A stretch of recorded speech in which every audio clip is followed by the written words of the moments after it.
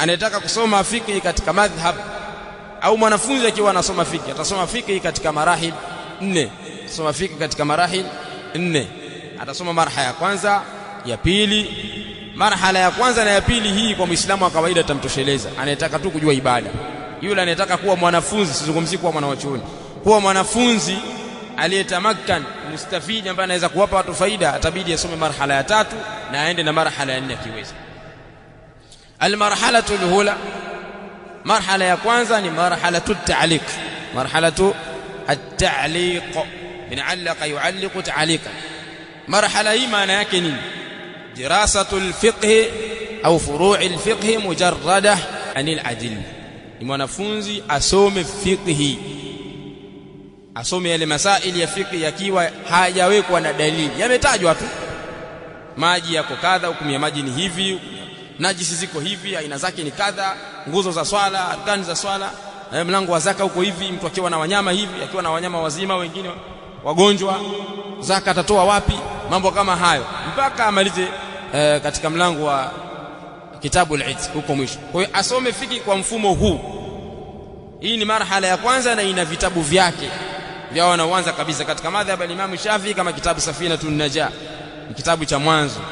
Atakisoma hicho, atasoma hapo tahara na swala na saum. Akimaliza atasoma kitabu kinachofuatia hapo, kitabu al-Muqaddimatul Hadramiyya, rubu' al-ibada, zungumzia mambo ya ibada peke yake. Akitoka hapo atasoma kitabu Matnul Ghaya wa Taqrib au Matn Abi Shujaa.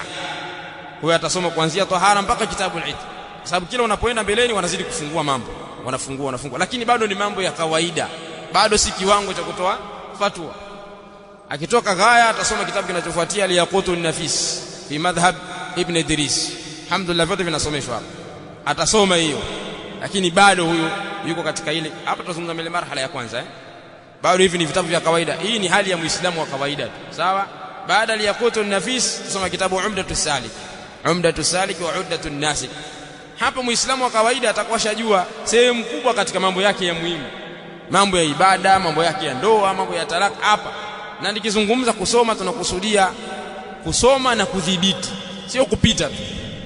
Maana haina maana kwamba wewe umesoma vitabu 15 alafu kile cha kwanza robo 3 ya kitabu hukijui.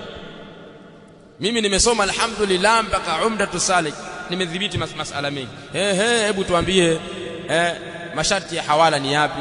Wallahi sijui. Mlango al-mahjur ni upi?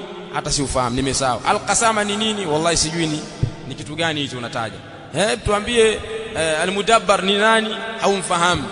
Huna unachojua kwenye kile kitabu, wewe bado hujakisoma. Ukisome na ukidhibiti, iwe sehemu kubwa ya masala yake unayajua. Kwa hiyo akisoma mpaka Umdatus Salik, sehemu kubwa, mambo mengi utahitaji kwenda kuuliza watu. Kila saa wanyanyua simu, "Sheikh, hapa bwana mimi nimegombana na mke wangu, hivi na hivi," anasema. Utahitaji mambo hayo. Sehemu kubwa utakuwa, sababu yametajwa kule. Mtu kwenye sala, lao ilitokea hivi atafanya hivi, lao imetokea hivi atafanya hivi, kitokea hivi, sehemu kubwa atakuwa ameidhibiti. Sawa? Lakini imemtosheleza hilo? Hapana, kwa sababu aliambiwa bil adilla, lazima ajue dalili. Maarifatu dini al-Islam bil adilla. Kwa hiyo marhala ya pili hii, katika marhala ya kwanza kwa mtu wa kawaida ataishia hapa. Anayetaka kuendelea baada ya Umdatus Salik asome kitabu anaweza kusoma Zubadi, au anaweza kuishia hapo, atakuja marhala ya pili. Marhala ya pili ni marhalatu at-tahqiq. Marhalatu at-tahqiq inaanza na ta'liq kisha tahqiq, min haqqaqa yuhaqqiqu tahqiq. Marhalatu at-tahqiq hapa atasoma dalili, dirasatul adilla ala tilka al-furu', ni kusoma dalili za yale masala aliyoyazo. Kule alikuwa anatajiwa tu, hiki kinafaa, hiki hakifai, maji yako aina hivi, hajaambiwa maji ni najisi na mwingine maji yakiingiwa na najisi yatanajisika au hayanajisiki, mara kullatain sio kullatain. Dalili iko wapi? Atasomeshwa dalili sasa. Kwa hiyo atasoma shuruhati za hivi vitabu, sawa sawa, kwa ajili ya kujua jambo hili dalili yake ni hii na hili dalili yake ni hii, atayasoma hayo. Hiyo ni marhala ngapi? Marhala ya pili. Na anaposoma dalili hapo atalazimika kusoma vitu vingine, nitavitaja, tutaviacha kwanza ili tumalizie mtiririko. Kwa hiyo atasoma dalili za yale masala aliyosoma katika marhala hii ya pili, inaitwa marhalatu at-tahqiq. Akitoka hapo anaingia marhalatu thalitha, hiya marhalatu at-tadqiq. Hapa anasoma al-qawlu ath-thani fi al-madhhab. Kauli ya pili kuna madhhabu. Ile madhhabu pia kuna kauli mbili, ndio maana kuna al-asahu, kuna sahihi. kuna al-mashhur, kuna gharib. Lazima anasoma kauli ya pili. Sasa hii ni kitabu kinachofuatia baada ya Umdatus Salik, Minhajut Talibin wa Umdatul Muftin. Huyo atasoma hapa ajue al-qawlu thani fil madhhab. Huyo akifika hapa madhehebu yake atasoma pamoja na dalili zake. Akifika mpaka hapa madhehebu ya Shafi'ia kiasi kikubwa anaijua. Huyo tunaweza kusema ni Muislamu. Yule wa kawaida tayari alishasoma na dalili. Hapa tunamzungumzia ambaye amevuka sasa. Kwa maana Muislamu wa kawaida marhala mbili za mwanzo zitamtosha. Ile ya kusoma zile mutun basi na dalili kwanza mpaka kiwango tulichokitaja mpaka katika umda, alafu asome na dalili zake. Imemtosheleza katika elimu ya nini? Ya fiqh. Anayetaka kuwa mwalimu sasa wa kusomesha na kuwa dai na kuwa talib mustafid kwa malengo ya kwenda kufanya bahthi sasa na kuyahakiki masala, anabidi apande zaidi, asome marhala ya tatu ambayo ni tadqiq, kusoma alqaulu thani fil madhhab, kwa asome Minhajut Talibin na shuruhati zake aielewe. Baada ya hapo marhala iliyobakia ni marhalatul ijtihad ambayo anasoma al-aqwalul ukhra fil madahib. Somi Hanabila wanasemaje, Malikia wanasemaje, Hanafia, huwa anaogelea kwenye vile vitabu vikubwa. Sasa viko vya kimadhhab kama al-Majmu' an-Nawawi, kadhalika Nihayatul Matlab al-Juwayni, lakini na viko vitabu vingine vikubwa vya madhehebu zingine kama al-Mughni ya Ibn Qudama, kadhalika al-Istidkar katika madhhabi ya Malikia.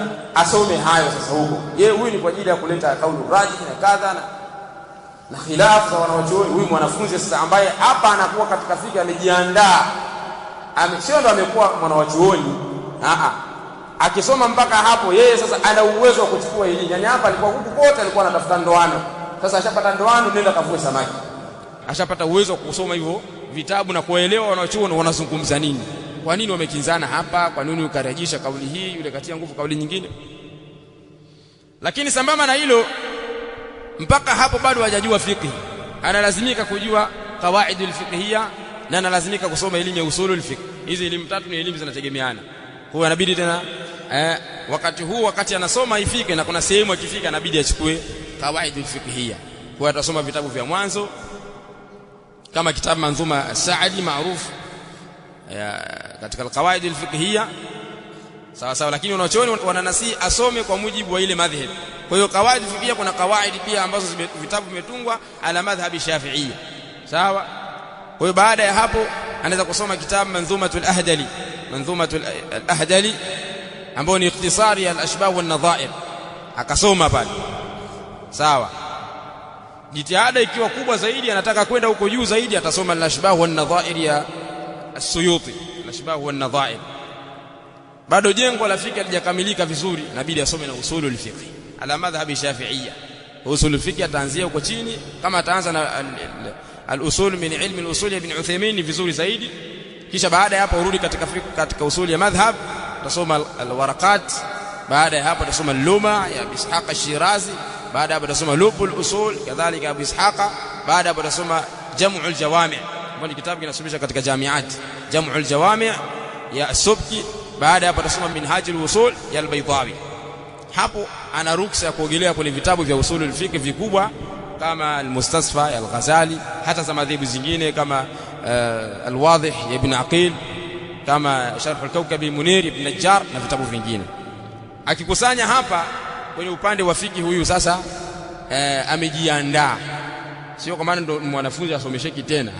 Huyu ni mwanafunzi ambao amejikusanyia alat, nyenzo za kuweza kufanya tafiti. Haina maana kwamba ndio elimu zingine hizo za lugha asiguse. Tunazungumzia upande huu wa fiqh, sawa. Ana nyenzo za kwenda kusoma vitabu vikubwa na kukusanya masala. Sasa kama umeishia huko chini huko, alafu ndio wa kwanza kukaa na kutoa fatwa na kuzungumzia mambo, inakuwa si sawa. Mtu akusoma kawaida fiqh hata vitabu viwili hana, lakini amekaa mahali atabishana, atazungumzia mambo. Kimuuliza maswali mepesi tu hawezi kutoa majawabu. Je, itafaa mtu kuchinja mnyama kwa nia kwamba hii ni hakika ya mtoto wangu, alafu hapo ndo udhiya imeafikiana siku ya Eid ya kuchinja, mtoto wake amezaliwa? Je, itafaa mchinje mnyama mmoja alafu huyo ndo hakika na huyo ndo udhiya? Itafaa au haifai? Kama kusoma kawaida fiqh lazima uende Google, katafute kule, utazunguka na unaweza ukachanganya fatwa ya huku kapeleka kule. Je, nimeingia msikitini nataka niswali rakaa 2, nikanuia hizi ndo kablia ya alfajiri na hizi ndo alfajiri yenyewe na hizi ndo tahiyatul masjid, nikachanganya hapo swala 3. Je, itafaa haifai? Je, nikaingia msikitini nikaswali nikasema hapa na swali salatul istikhara na hii ndo salatu dhuha, itafaa haifai? Kama hujasoma kawaida fikia huwezi kujibu haya maswali yote, huwezi kujibu. Nimempiga ndege juu na manati akadondoka chini, itafaa kula au haifai? Wakati huo nimempiga mnyama akaenda kaingia katika maji akafa kula. Kwa hiyo hapa nimempiga na mkuki akakimbia akaenda kafia katika maji, hukumu yake ni tofauti na ndege kumpiga akadondoka. Yule aliyofia katika maji anaitamini amekufa kwa kuzama kwenye maji, na anawezekana amekufa kwa kupigwa na mshale, na huyu ndege ulompiga akadondoka inawezekana amekufa kwa kumpiga na yale manati, na inawezekana amekufa kwa sababu ya kudondoka, lakini hukumu zao ni mbili tofauti. Umebishana na mke wako, jana nimekupa hela matumizi na amekuja nipa, ndo amekuja kwako sasa, wewe ndo dai katika kituo, bwana mke wangu anasema jana sijampa matumizi na mimi nimempa. Utatanguliza kauli ya nani? Kauli ya mke au kauli ya mume? Kama hujasoma kaji fikia huwezi kuwa na jibu. Wamekinzana, mume anasema huyu bwana mwanamke hanipi haki yangu ya jimaa, mke anasema twafanya kila siku, juzi pia tumefanya. Sawa sawa, utatanguliza kauli ya nani? Kama kusoma kaji fikia huwezi kuwa na jibu. Yani ni mifano tunatoa, waila yako maelfu ya masala, kama anavyosema al-Imam al-Qarafi, wa man dhabata al-fiqha biqawaidihi istaghna an hifdhi akthar al-juz'iyat. Na yule ambaye ataidhibiti fiqh na misingi yake na kanuni zake, huyo atajikwasia, atakuwa hana haja ya kuhifadhi mambo mengi katika fiqh, kwa sababu anajua kawaida, anajua hii inaingia pale na hii inaingia hapa na hii haingii, na hii inaingia na hii haingii, na hii kadha na hii kadha, atakuwa anajua. Kwa hiyo lazima asome kawaida fiqhia na asome kadhalika usulul fiqh. Tayib, kwa hiyo hapo mwanafunzi anakuwa amejiandaa kwa ajili ya kusoma vitabu vikubwa vya wanawachuoni. Hii ni elimu ya fiqh na kawaida fiqhia na elimu ya usulul fiqh biikhtisar. Kwanza mpaka hapo tu inahitajika miaka mingapi? Miaka mingapi itahitajika hapo? Kwa hiyo ndio maana mimi nimekaa miaka 5 Pongwe, alafu ndio nini? Sawa, miaka 5 umekaa, miaka 10 umekaa, sawa, tunakubaliana na wewe. Lakini hebu tuambie sababu hizi kawaida, tuambie kawaida umesoma vitabu vingapi? Hebu tutajie kawaida al-khamsa al-kubra.